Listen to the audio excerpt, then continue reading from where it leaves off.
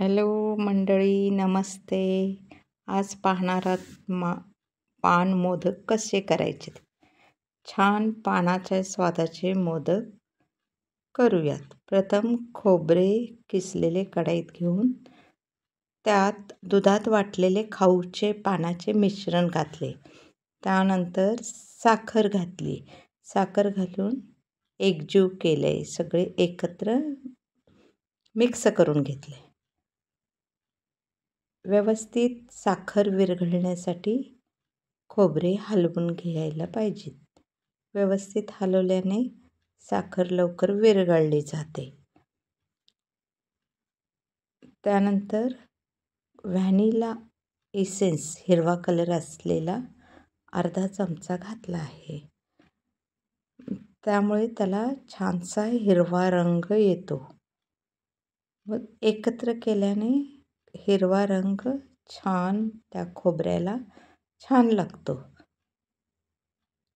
एकजीव झाल्यानंतर एकसारखा कलर दिसायला लागेल. हे मिश्रण एकजीव होईस्तोपर्यंत परतवत राहावे. परत एकदा अर्धा चमचा व्हॅनिला इसेन्स आत्ता घातलेला आहे. त्याच्यामुळे या मिश्रणाला स्वाद चांगला येतो. हे मिश्रण घट्ट होईस्तोपर्यंत एकसारखे हलवतच राहावे.